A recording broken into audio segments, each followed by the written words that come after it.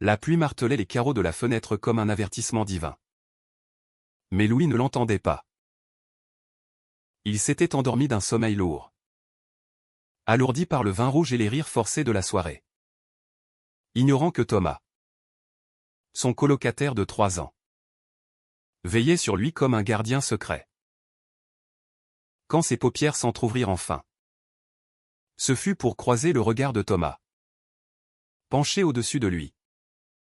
Si proche que Louis pouvait sentir le souffle chaud de son ami sur sa peau, un souffle chargé de mots non dits, de désirs refoulés, qui allait tout balayer entre eux comme une tempête sur la Seine. Louis cligna des yeux, son cœur cognant comme un tambour de carnaval dans sa poitrine. La chambre, ce réduit exigu du Marais où il partageait un appartement depuis leur arrivée à Paris à lui. L'Américain exilé en quête de gloire littéraire. Et Thomas, le Parisien pur jus, graphiste freelance aux rêves un peu flous, semblait soudain trop petite pour contenir ce qu'il venait de surprendre. Thomas recula d'un bond, son visage pâle comme un fantôme sous la lueur bleutée de l'ordinateur portable abandonné sur le bureau. Merde. Louis. Désolé, balbutia-t-il. Sa voix un filet de soie déchirée, les mains tremblantes comme s'il avait été pris en flagrant délit de vol d'âme. Mais Louis ne bougea pas. Il se redressa lentement sur les coudes, le drap glissant sur son torse nu, et fixa Thomas avec une intensité qu'il ne se connaissait pas. 3 ans. 3 ans de matins paresseux autour de croissants tièdes et de café noir. De soirées arrosées au zinc des bistrots où ils disséquaient le monde comme 2 chirurgiens ivres. De confidences chuchotées dans l'ombre quand l'un des deux rentrait d'une rupture amère. Thomas avait été son ancre dans cette ville de lumières impitoyables. Ce labyrinthe de pavés glissants et de cœurs brisés. Et maintenant, ce regard qui n'était plus celui d'un ami, mais d'un amant en exil. « Qu'est-ce que tu faisais » demanda Louis d'une voix rauque. Presque un murmure. Comme si élevé le ton risquait d'éclater la bulle fragile qui les enveloppait. Dehors, la pluie redoublait. Un rideau d'eau qui isolait leur monde du reste de Paris endormi. Thomas déglutit, ses lèvres pâles s'entr'ouvrant sur un silence assourdissant. Puis, dans un élan qui semblait venir des tripes, il s'effondra à genoux au bord du lit, la tête baissée comme un pénitent devant son confesseur. Je te regardais dormir. Depuis des mois. Louis. Des mois où je me dis que c'est mal. Que c'est impossible. Mais je n'arrive pas à m'en empêcher. Tu es tout pour moi. Plus qu'un ami. Bien plus. Les mots tombèrent comme des pierres dans un étang immobile, ridant la surface de leur amitié avec des ondes concentriques de choc et de révélation. Louis sentit un frisson le traverser. Non pas de peur, mais d'une reconnaissance soudaine. Comme si une pièce manquante d'un puzzle qu'il n'avait même pas assemblé venait de se mettre en place. Il se rappelait les nuits où Thomas s'attardait dans la cuisine, feignant de laver la vaisselle pour le regarder partir à une énième soirée speed dating avec des inconnus qui ne le méritaient pas. Les matins où il trouvait des notes griffonnées sur la table, ne bois pas trop. Idiot. T'es plus fort que ça. Les soirées foot devant l'écran, où Thomas posait une main complice sur son épaule. Un contact qui durait une seconde de trop. Pourtant, Louis avait toujours fui l'évidence. À New York, avant Paris, il avait été le roi des cœurs brisés, collectionnant les flirts éphémères avec des hommes qui sentaient le béton et l'ambition. Gai, assumé, mais jamais engagé, à un oiseau migrateur qui picorait les amours comme des miettes. Thomas, lui, était l'opposé, discret, presque ascétique dans ses relations. Avec une ex-petite amie nommée Claire qui avait laissé des cicatrices invisibles. Ils s'étaient rencontrés par hasard. Via une annonce pour un colocataire sur le Bon Coin. Et l'alchimie avait été immédiate, fraternelle. Du moins en apparence. Mais ce soir-là, sous la pluie de novembre qui noyait les toits de zinc, l'alchimie virait à l'incendie. Louis tendit la main. Effleura la joue de Thomas du bout des doigts. La peau était chaude. Rugueuse de barbe naissante. Et ce simple contact envoya une décharge électrique le long de son bras. « Pourquoi maintenant » murmura-t-il. Sa voix un pont fragile entre la curiosité et le désir naissant. Thomas releva la tête. Ses yeux verts, ses yeux qui avaient hanté tant de ses rêves inavoués brillant de larmes contenues. Parce que ce soir, à la fête chez Émilie, je t'ai vu avec ce type. Ce foutu barman aux épaules de docker. Tu riais avec lui. Louis. Comme si le monde était à vous. Et j'ai craqué. J'ai compris que si je ne disais rien, je te perdrais pour de bon. Pas en tant qu'ami. Mais en tant que moi. Le silence qui suivit fut un abîme. Louis retira sa main. Non pas rejet. Mais pour reprendre son souffle. Son esprit tourbillonnait, les souvenirs de New York. Où l'amour était un jeu dangereux entre gratte-ciel et cœur en miettes, les rues de Paris. Où chaque coin de rue chuchotait des histoires d'amours interdites. De Balzac à Proust. Était-ce possible? Thomas. Son Thomas. Avec son accent chantant et ses playlists jazz qui emplissaient l'appartement de saxophones mélancoliques? L'idée le terrifiait autant qu'elle l'exaltait. Il se leva. Pieds nus sur le parquet froid. Et traversa la pièce pour allumer une cigarette à la fenêtre. La fumée s'éleva en volute paresseuse, se mêlant à la buée sur la vitre. Viens ici, dit-il enfin. Sans se retourner. Thomas obéit. Se levant avec la grâce d'un chat effarouché. Ils se tinrent côte à côte. Épaule contre épaule. Regardant la ville qui s'illuminait sporadiquement sous l'averse. Je ne sais pas quoi dire. Tom. C'est énorme. Mais je ne regrette pas de l'avoir entendu. Il tourna la tête. Croisa ce regard qui le transperçait. Et dans un geste impulsif, posa ses lèvres sur celles de Thomas. Ce fut un baiser hésitant. Timide comme un premier pas sur la glace fine d'un lac gelé. Mais il s'enflamma vite.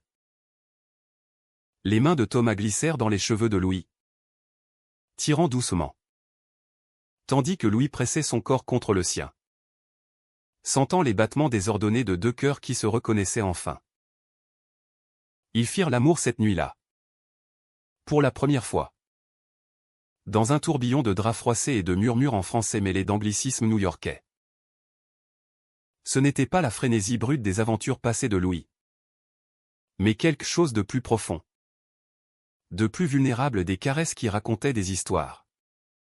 Des baisers qui effaçaient les doutes. Thomas était doux. Attentif. Explorant le corps de Louis comme un cartographe redessinant un continent aimé.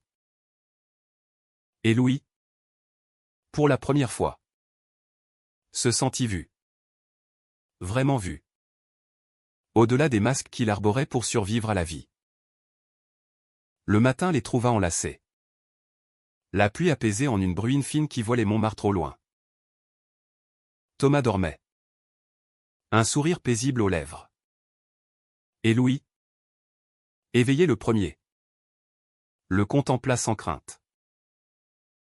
Pour la première fois depuis son arrivée à Paris. Il se sentit chez lui. Mais au fond de lui, une ombre planait déjà. Comment transformer ce miracle nocturne en éternité? Quand le monde dehors, avec ses jugements et ses trahisons, Guetté comme un loup aux portes. Les jours suivants furent un rêve éveillé. Ils redécouvraient l'appartement comme un territoire conquis, le canapé usé devint leur nid d'aile. La cuisine un théâtre de rire et de farine volée lors de tentatives culinaires hasardeuses. Louis, qui peinait sur son roman un récit semi-autobiographique sur un expatrié cherchant l'amour dans les méandres de la capitale, trouva soudain l'inspiration jaillissant comme une fontaine de Montmartre. Thomas, de son côté, enchaînait les contrats graphiques avec une énergie nouvelle, dessinant des affiches pour des expos d'art queer qui sentaient la révolution douce. Un soir, alors qu'il déambulait le long de la Seine, main dans la main sous les platanes nus de l'hiver naissant, Louis s'arrêta net. Et si on le disait aux autres? À Émilie? À Marc? À tout le monde? Thomas hésita, son pouce caressant le dos de la main de Louis. Pas encore. Laisse-moi du temps. Paris est tolérante. Mais les cœurs. Les cœurs sont fragiles. Louis acquiesça. Mais une graine de doute germa, était-ce de la prudence? Ou de la honte? L'hiver s'installa sur Paris comme un manteau de velours gris, étouffant les rues sous un ciel bas et des flocons sporadiques qui fondaient avant de toucher le sol. Louis et Thomas naviguaient dans leur bulle. Un cocon tissé de secrets et de tendresse. Mais les fissures apparurent subtilement, comme des craquelures sur une porcelaine ancienne. Louis, avec son tempérament américain direct, passionné, un peu hollywoodien dans ses élans, voulait clamer leur amour au toit. Il imaginait des dîners chez des amis où ils s'embrasseraient sans phare, des week-ends à Deauville où ils marcheraient sur la plage, doigts entrelacés, défiant le vent atlantique. Thomas, lui, plus parisien dans l'âme, préférait les ombres, des rendez-vous discrets dans des cafés cachés du quartier latin. Des nuits où ils rentraient séparément pour ne pas éveiller les soupçons des voisins curieux. Un après-midi de décembre, alors que Louis corrigeait les épreuves de son premier chapitre chez un éditeur indépendant près de Saint-Germain-des-Prés, son téléphone vibra. C'était un message d'Émilie, leur amie commune. Une galeriste flamboyante aux cheveux roux et aux idées anarchistes, soirée ce soir chez moi? J'ai du champagne et des ragots sur ce sculpteur qui trompe sa femme avec son assistant. Ramène Tom. Louis sourit. Tapa une réponse affirmative. Puis envoya un texto à Thomas, soirée chez Amy. On y va ensemble? La réponse tarda. Puis arriva, je bosse tard. Vas-y sans moi. Bisous. Louis fronça les sourcils. Une pointe d'agacement le piquant comme une épine. Depuis quand Thomas travaillait-il si tard? Et c'est le bisou laconique. Comme des miettes jetées à un chien affamé? À la soirée.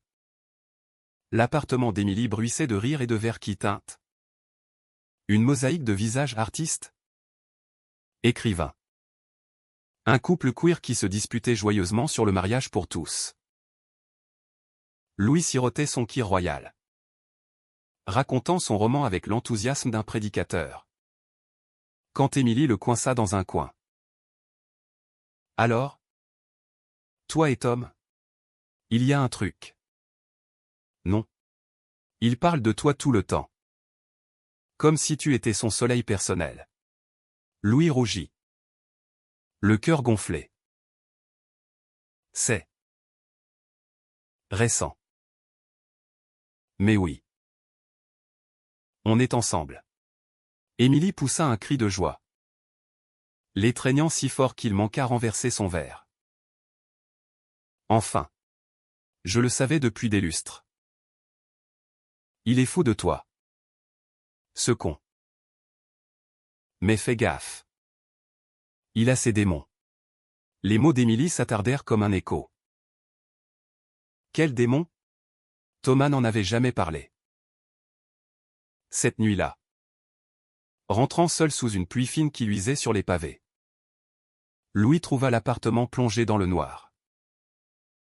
Thomas dormait. Ou feignait de dormir? Sur le canapé déplié du salon.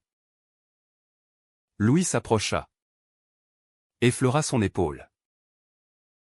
T'es rentré tard. Un grognement étouffé, client chiant. Dors. Mais en se glissant sous les couvertures, Louis sentit l'odeur d'un parfum musqué. Étranger. Qui n'était pas le sien ni celui de Thomas.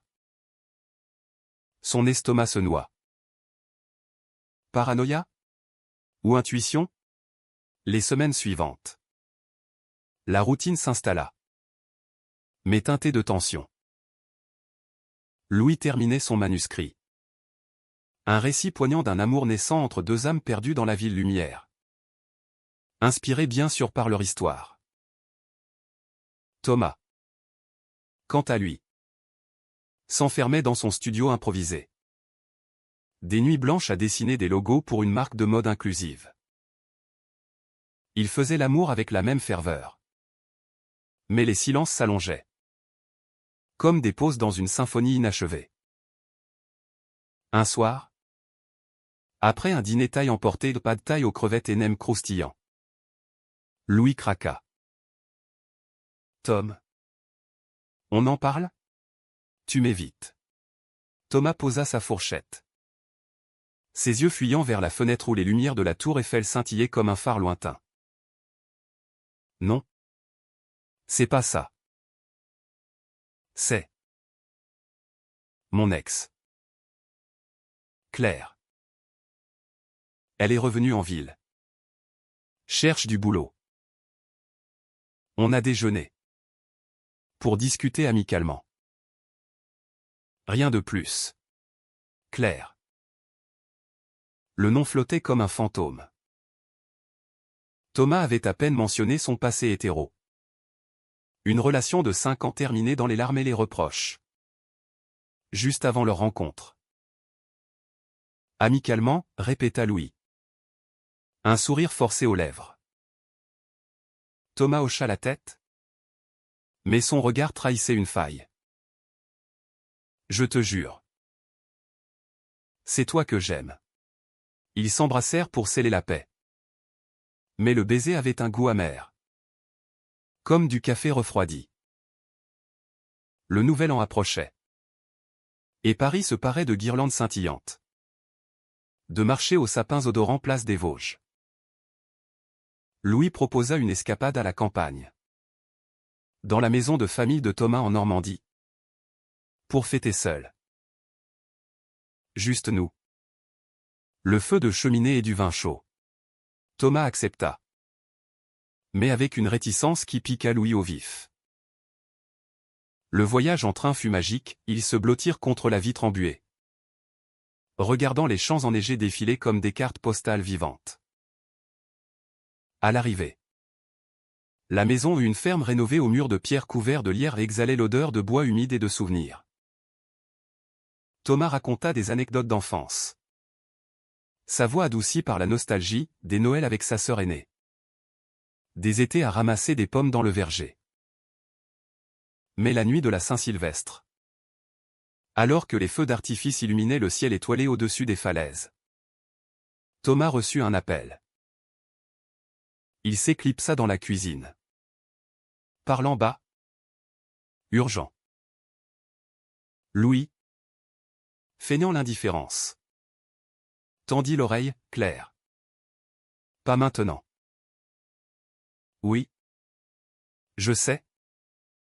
Mais. Non. C'est compliqué. Quand Thomas revint. Son visage était un masque craquelé. C'était elle. Elle traverse une dépression. A besoin de parler. Je lui ai dit de venir demain. Juste pour un café. Louis explosa. La voix montant comme une vague. Ici? Chez toi. Avec moi? Tom. Merde. C'est quoi ce bordel? Tu me dis que tu m'aimes. Et tu invites ton ex pour un café? Thomas pâlit. Les mots se bousculant, c'est pas ce que tu crois. Elle est perdue. Louis. Comme je l'étais avant toi. La dispute éclata comme un orage sur la Manche. Mots cinglants et portes claquant. Louis s'enfuit dans la nuit. Marchant pieds nus sur la route gelée. Les larmes brûlantes sur ses joues. Il revint des heures plus tard. Trempé et tremblant. Pour trouver Thomas assis par terre. La tête dans les mains. Pardon, murmura Thomas. J'ai peur. Peur de tout perdre si on va trop vite.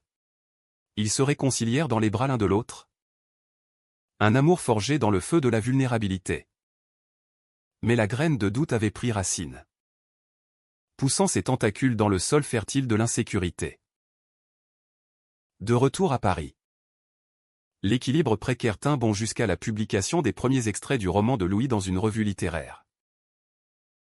Les critiques furent élogieuses, un amour queer vibrant. Imprégné de l'âme mélancolique de Paris. Lors d'une lecture publique à la Fnac des Ternes. Thomas était là. Au premier rang. Applaudissant avec fierté. Mais en coulisses. Un journaliste posa la question fatidique, votre protagoniste. Inspiré de quelqu'un. Louis. Grisé par l'adrénaline. Répondit, absolument. De l'homme qui a changé ma vie. Les yeux de Thomas s'écarquillèrent. Un mélange de joie et de panique. Ce soir-là. Ils fêtèrent avec du champagne rosé sur le balcon. La ville à leurs pieds comme un tapis de joyaux. T'es courageux, dit Thomas. L'embrassant sous les étoiles. Mais le lendemain. Un texto anonyme arriva sur le portable de Louis, une photo floue de Thomas et Claire. Enlacés dans un café. Daté de la semaine précédente. Le cœur de Louis se serra comme dans un étau. Réalité ou piège? Il confronta Thomas. La photo tremblant dans sa main. Explique-moi ça. Tom. Explique-moi pourquoi tu mens. Thomas blêmit. Les mots se bousculant en un torrent, c'était une erreur. Elle m'a sauté au cou. Désespéré. Et j'ai essayé de la consoler. Mais rien de plus. Je le jure. Louis hurla. La douleur le déchirant comme un couteau, consolé? En l'embrassant? T'es pathétique. Il claqua la porte. Fuyant dans les rues enneigées de Paris. Le froid mordant sa peau comme un reproche. Les jours qui suivirent la découverte de la photo furent un enfer glacé. Un purgatoire urbain ou Paris. D'habitude si complice. Se muer en une prison de béton et de souvenirs. Louis erra comme un fantôme. Dormant chez Émilie sur son canapé convertible qui puait le tabac froid. Écrivant frénétiquement les chapitres suivants de son roman pour exorciser la trahison. Les mots coulaient noirs. Amers, des scènes de rupture sous la pluie. De confessions avortées dans des allées sombres. D'un amour qui se consumait comme une cigarette oubliée sur un rebord de fenêtre. Comment as-tu pu, tapait-il dans des messages non envoyés. Effaçant chaque fois avant d'appuyer sur envoyer. Thomas. De son côté. Bombardé de SMS, laisse-moi expliquer. C'était une faiblesse. Pas une trahison. Je t'aime. Louis. Reviens. Mais Louis ne revenait pas. Il se réfugia dans le travail. Enchaînant les interviews pour son livre naissant. Amour volé. Dont les extraits faisaient le buzz dans les cercles littéraires parisiens. Un soir, lors d'un vernissage dans une galerie du 11e arrondissement, il croisa Marc. Un ami de Thomas. Un photographe aux airs de poète maudit. T'es au courant pour Tom, demanda Marc. Un verre de vin à la main. Les yeux fuyants. Louis se raidit. Au courant de quoi? Marc hésita. Puis lâcha, Claire est enceinte. De lui. Il me l'a dit il y a 2 semaines. Avant votre dispute. Il panique. Veut assumer. Le monde de Louis bascula. Enceinte. Le mot résonnait comme un glas dans sa tête, effaçant les nuits tendres. Les promesses chuchotées. Il quitta la galerie en titubant. Et là un taxi pour l'appartement qu'il avait fui. Thomas ouvrit la porte en pyjama. Les traits tirés. Les yeux rougis par l'insomnie. Louis. Dieu merci. Mais Louis le repoussa durement. Enceinte? T'as couché avec elle? Quand? Pendant qu'on était ensemble? Thomas s'effondra contre le mur. Les larmes coulant enfin. Une fois.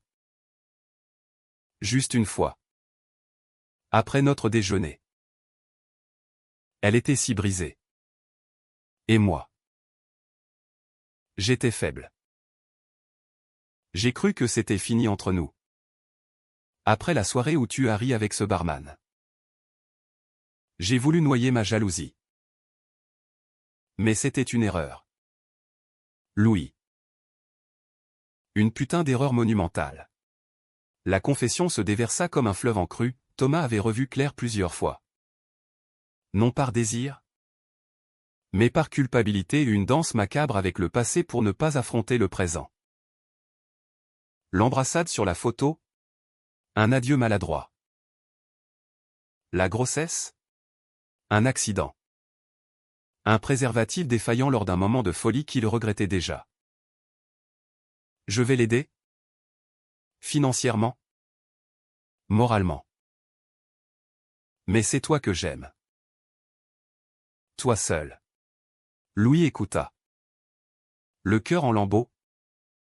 Se rappelant ses propres faiblesses à New York, des nuits avec des inconnus pour combler le vide. Des mensonges pour préserver la liberté. Étaient-ils différents? Ou étaient-ils tous deux des âmes blessées? Naviguant à vue dans la tempête de l'amour? Pourtant. La douleur était trop vive. Je ne peux pas. Tom. Pas maintenant. Il fit ses valises. Un sac jeté sur l'épaule. Et s'enfuit chez un cousin éloigné à Montparnasse. Les semaines s'écoulèrent en un brouillard, Louis signa un contrat avec un éditeur pour le roman complet. Les avances lui permettant de louer un studio minuscule près de la Sorbonne. Il écrivait comme un possédé. Transformant la trahison en art.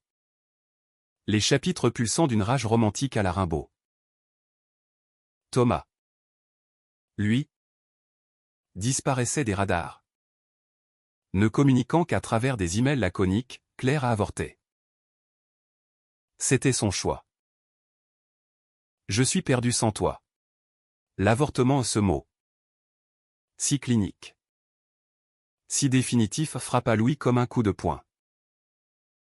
Il imaginait Thomas seul dans une salle d'attente aseptisée. Tenant la main de Claire par devoir. Pas par amour. Une nuit. Incapable de dormir. Il composa le numéro de Thomas. La voix à l'autre bout était un murmure brisé, Louis. Ils parlèrent des heures. Des mots tumultueux comme la Garonne en furie, regret. Pardon? Peur. J'ai merdé. Je sais, admit Thomas. Mais ce qui nous lie. C'est plus fort que ça. Donne-moi une chance de réparer. Louis raccrocha. Le cœur déchiré. Mais une étincelle ravivée. Le printemps pointait son nez. Les cerisiers du Luxembourg fleurissant en explosions roses et fragiles. Louis accepta un café. Juste un café. Dans un bistrot de la rue de Rivoli. Thomas arriva en retard. Essoufflé. Un bouquet de mimosa à la main, ces fleurs jaunes qui sentaient l'espoir timide. Ils s'assirent face à face. La table entre eux comme un no man's land. J'ai vu un thérapeute, commença Thomas. Pour comprendre pourquoi je sabote tout. C'est ma peur de l'engagement. Héritée de mes parents qui se sont déchirés quand j'étais gosse. Louis écouta. Les défenses craquelant. Et moi? J'ai fui l'amour parce qu'à New York. Il brûlait trop vite. Mais ici? Avec toi. C'est différent. Le café se prolongea en promenade. Le long des quais où les bouquinistes déballaient leurs trésors jaunis. Ils ne se touchèrent pas. Pas encore. Mais les regards parlaient volume, un pont reconstruit. Pierre par pierre. Ce soir-là. Louis rentra seul. Mais invita Thomas le lendemain. L'appartement un nom. Le studio de Louis devint un champ de bataille reconquis, ils parlèrent jusqu'à l'aube. Déballant les valises émotionnelles accumulées. Thomas avoua sa bisexualité refoulée.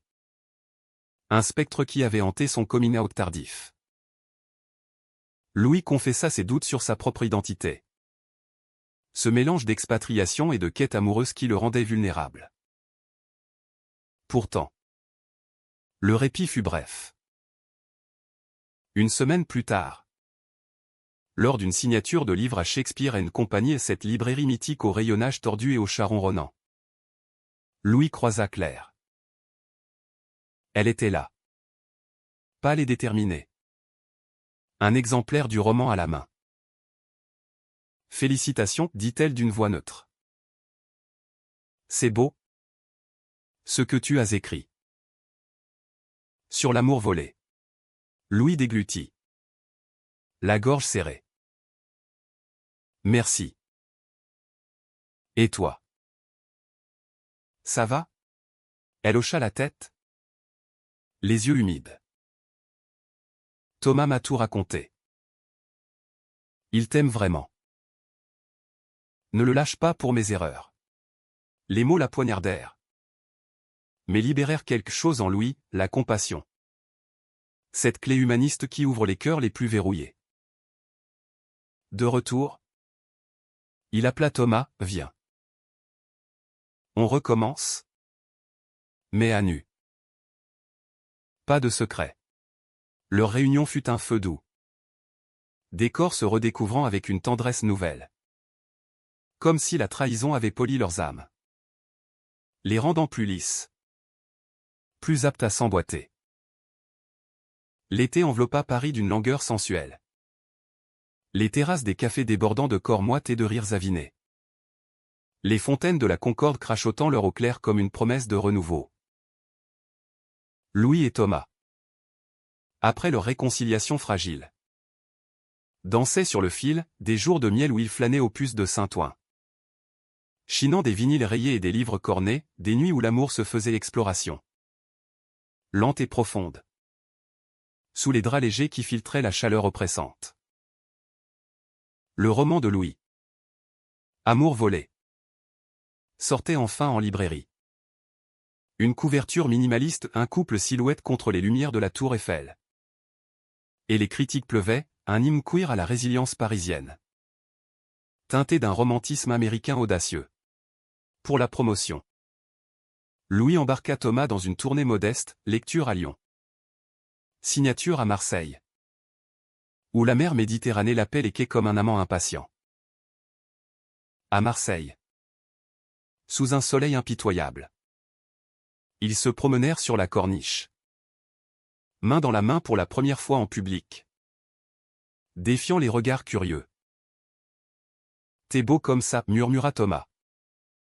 Son souffle chaud contre l'oreille de Louis. Libre. Louis rit. Un éclat qui chassa les ombres restantes. C'est toi qui me libères. Ce soir-là. Dans une chambre d'hôtel aux murs ocre. Ils firent l'amour avec la fenêtre ouverte sur le bruit des vagues. Un orgasme partagé qui scella leur pacte, fidélité. Transparence. Amour sans phare. Mais le destin, ce farceur cruel, avait d'autres plans. De retour à Paris. Une lettre arriva pour Thomas, une offre d'emploi irrésistible d'une agence de design à New York. 6 mois. Peut-être plus, expliqua-t-il à Louis. Les yeux brillants d'ambition refoulés. C'est ma chance, Tom, de percer vraiment. Louis sentit le sol se dérober. New York à sa ville natale. Ce monstre de verre et de rêves brisés. Où il avait fui pour échapper à ses propres échecs amoureux. Et nous? Tu pars. Et moi je reste ici. À attendre comme un con? Thomas le serra contre lui. La voix tremblante, viens avec moi. On recommence là-bas. Ton livre cartonne. Tu peux écrire n'importe où. L'idée germa. Tentante comme un fruit défendu. Louis contacta son agent, des opportunités outre-Atlantique. Des festivals littéraires à Brooklyn. Des interviews pour The New Yorker. Mais au fond, une peur viscérale le rongeait, retourner à New York signifiait affronter les fantômes, l'appartement exigu de son ex. Les bars gays de Chelsea où il avait dilapidé son cœur. Pire.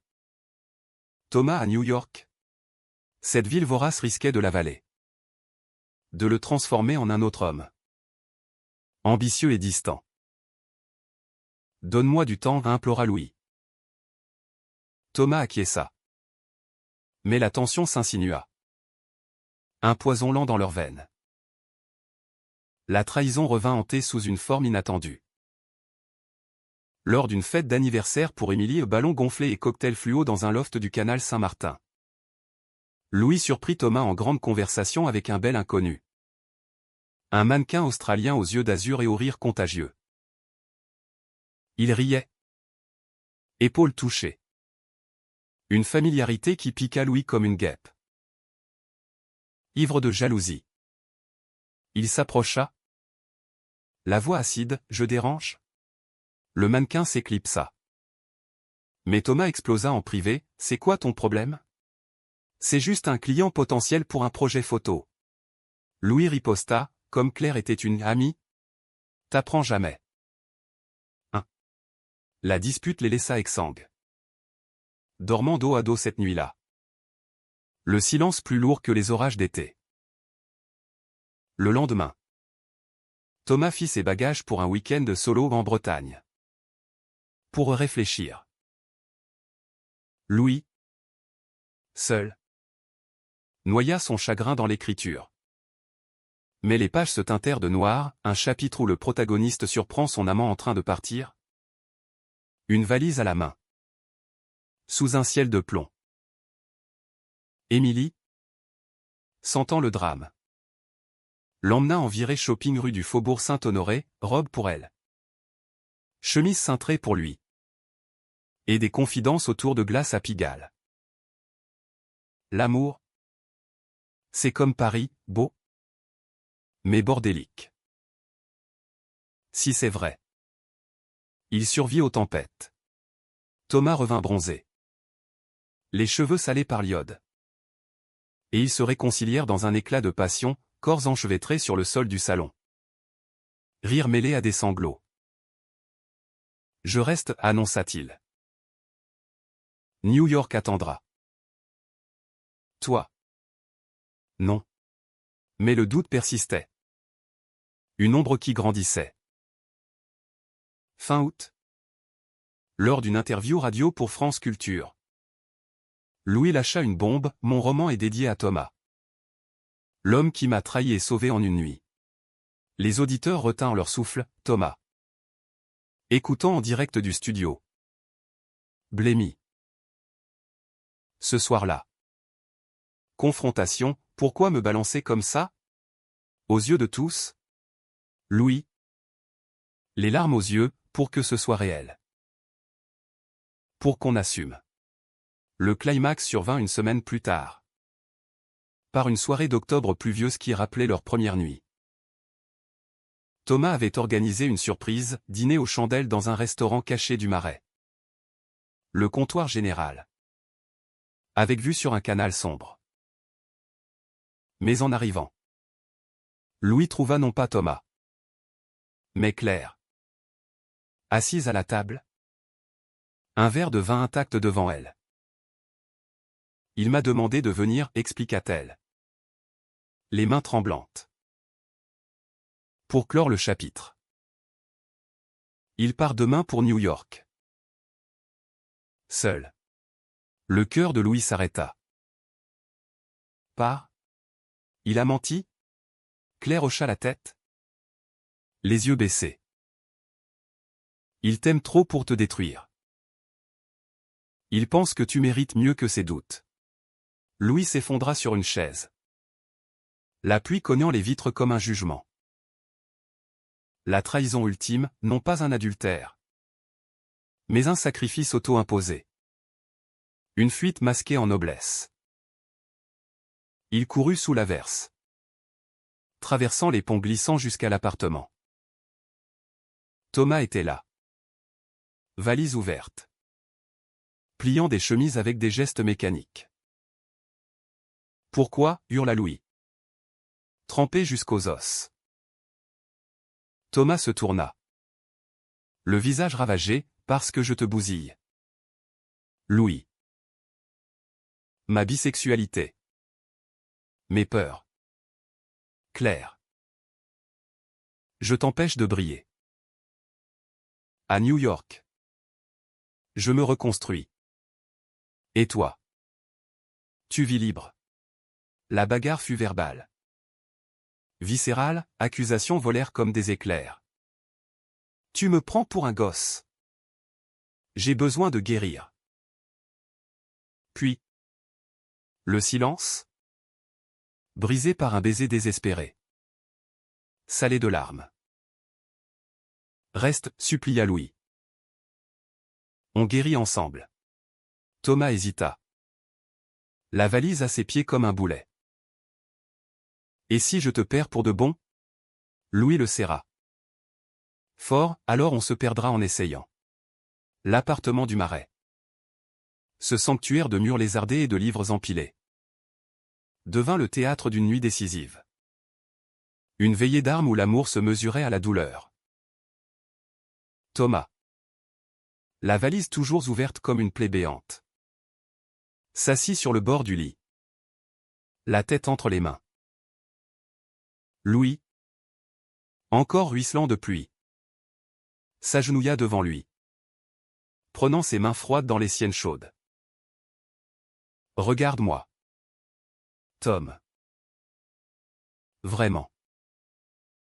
On n'est pas parfait, toi avec tes fantômes. Moi avec mes armures new-yorkaises. Mais ensemble. On est. Entier. Les mots de Louis. Prononcés d'une voix brisée mais ferme. Percutèrent Thomas comme une marée montante. Emportant les digues de sa peur. Thomas releva la tête. Ses yeux verts à ces lacs profonds où Louis s'était noyé tant de fois remplis d'une vulnérabilité nue. J'ai toujours fui. Tu sais. Avec Claire. C'était la sécurité hétéro. Un masque pour cacher que je me cherchais. Puis toi. Toi as tout fissuré. Et j'ai eu peur de l'abîme. Il se tut. Puis ajouta dans un souffle, mais partir?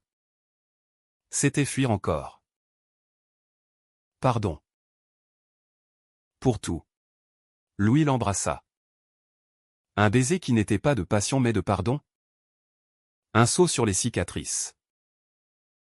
La valise fut refermée d'un geste définitif. Jetée dans un coin comme un vestige d'une vie antérieure. Les mois d'automne filèrent en une danse hésitante, thérapie de couple chez une psychologue du 5e arrondissement.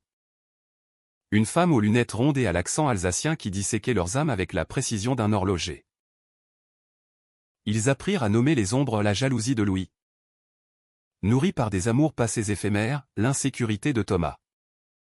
Enfant d'un divorce qui avait brisé sa foi en l'éternité. Paris. Complice. Les enveloppait de ses bienfaits, promenades sous les feuilles rousses du jardin des Tuileries. Où ils se tenaient la main sans crainte, dîners improvisés avec Émilie et Marc. Où leur couple était enfin célébré. Toast levé à l'amour qui renaît des cendres. Le roman de Louis devint un succès modeste mais sincère.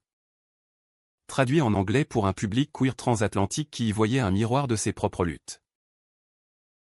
Lors d'une remise de prix au Salon du Livre, Thomas monta sur scène avec lui. Un baiser volé sous les flashs qui filent à une des blogs culturels, l'amour vrai. Plus fort que la fiction. Claire, de son côté, se reconstruisit ailleurs. À Lyon, envoyant occasionnellement un mot aimable, une humanité fragile qui scellait la paix. L'hiver revint, apportant avec lui une neige rare qui saupoudrait les toits comme du sucre glace. Pour Noël, ils louèrent une petite maison en Provence, près d'Aix-en-Provence, où les champs de lavande dormaient sous le givre. Là, autour d'un feu crépitant, Thomas offrit à Louis un collier et une chaîne fine avec un pendentif en forme de clé. Gravé à toi. Pour toujours. C'est la clé de mon cœur, murmura-t-il. Louis, ému aux larmes, répondit par un serment, et le mien est déjà le tien. Ils firent l'amour sous les étoiles provençales. Un acte d'union qui effaçait les tempêtes passées, tissant un fil d'or dans le tissu de leur histoire. Au printemps suivant, alors que les cerisiers refleurissaient, Louis acheva une suite à son roman, Amour racheté. Un récit de résilience où les héros, après la trahison, choisissaient la guérison mutuelle. Thomas, inspiré, lança sa propre ligne de graphisme queer. Des affiches pour des associations LGBTQ+, qui ornaient les murs de Paris comme des bannières de fierté. Leur appartement, autrefois un refuge précaire, devint un havre, photos encadrées de leur voyage.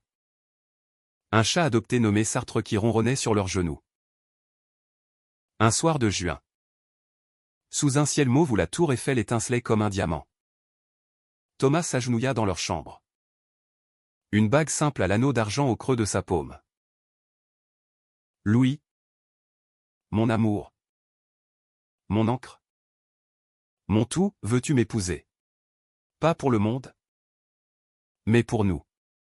Louis, le cœur débordant, répondit oui d'un baiser. Des larmes de joie coulant sur leurs joues. Le mariage fut intime. Une cérémonie civile au 4e arrondissement. Entouré d'Émilie en témoin hilar. De Marc capturant les instants en photo volée. Pas de lune de miel extravagante. Mais un pèlerinage à New York ensemble cette fois. Où Louis montra à Thomas ses rues hantées, transformées en terrain conquis. Des années plus tard, alors que leur amour avait mûri comme un bon Bordeaux, Louis écrirait dans un épilogue, « L'amour n'est pas une ligne droite, pavé de roses éternelles. C'est un fleuve sinueux, aux méandres traîtres et aux eaux profondes, où l'on apprend à nager à deux. Thomas et moi. Nous avons failli nous noyer. Mais nous avons choisi de flotter, main dans la main, vers un horizon humain. Imparfait, infiniment beau. Et dans les rues de Paris, sous la pluie fine d'un novembre ordinaire, il marcherait encore. Complice, se rappelant cette nuit où un regard volé avait changé tout pour le meilleur. Dans la lumière douce d'une vie partagée.